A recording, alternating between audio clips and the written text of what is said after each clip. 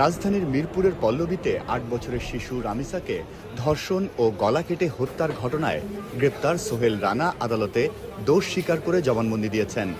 এছাড়া ঘটনায় জড়িত থাকার অভিযোগে সোহেলের স্ত্রী স্বপ্না আক্তারকে কারাগারে পাঠানো হয়েছে।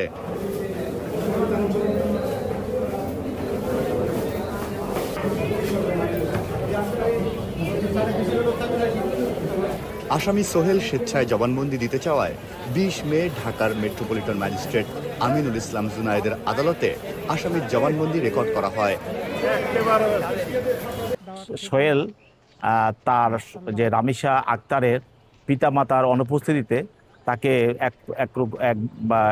তাকে তার রুমে জোর করে নিয়ে এসে সেখানে তাকে ধর্ষণ করে তাকে বাথরুমে নেয়। বাথরুমে নিয়ে তার গলা কাটে এবং মাথা বিচ্ছিন্ন করে ফেলে এবং তার হাত পাও তার শরীর থেকে বিচ্ছিন্ন করে এবং তার মাথা এবং হাত পা এগুলো একটা বালতিতে রেখে তাদের খাটের নিচে লুকিয়ে রাখে।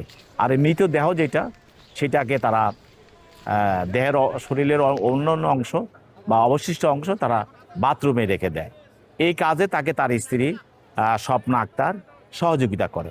পরবর্তীতে এই ভিকটিম রামিসা আক্তারের মা বাবা তখন তাকে খুঁজছিল, না পাওয়াতে তাকে তার জুতা দেখে মানে ফ্ল্যাটের বাইরে তার জুতা দেখে তাকে শনাক্ত করে এবং তারা সেখানে ওই রুমে তারা প্রবেশ করে, দেখে যে তার এই মেয়েকে এই অবস্থায় মৃত অবস্থায় হত্যা অবস্থায় তাকে সেখানে তারা পায় এবং এই মামলা তাদের বিরুদ্ধে এই দুজনের বিরুদ্ধে পল্লবী থানায় নারী শিশু নির্যাতনের একটা মামলা দায়ের করা হয়। তো মোহাম্মদ সোহেলকে এবং স্বপ্না আক্তারকে পুলিশ গ্রেপ্তার করে আজকে বিজ্ঞ আদালতে উপস্থাপন করে এবং সেখানে আজকে মোহাম্মদ সোহেল বিজ্ঞ আদালতে স্বীকারোক্তিমূলক জবানবন্দি দেয় এবং সে ঘটনা স্বীকার করে এবং ম্যাজিস্ট্রেটের সামনে সে 164 করে, অর্থাৎ সে স্বীকারোক্তিমূলক জবানবন্দি প্রদান করে।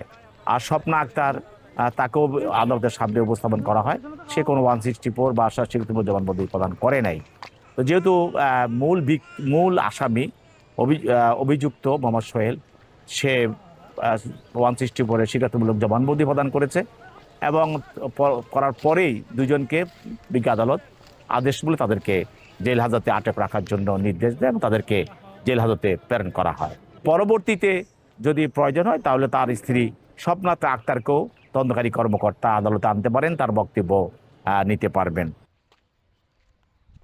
এটা হচ্ছে পাম্প দিয়ে পানি সেচ দেওয়া হয় ধানবাড়ি, ভুট্টাবাড়ি।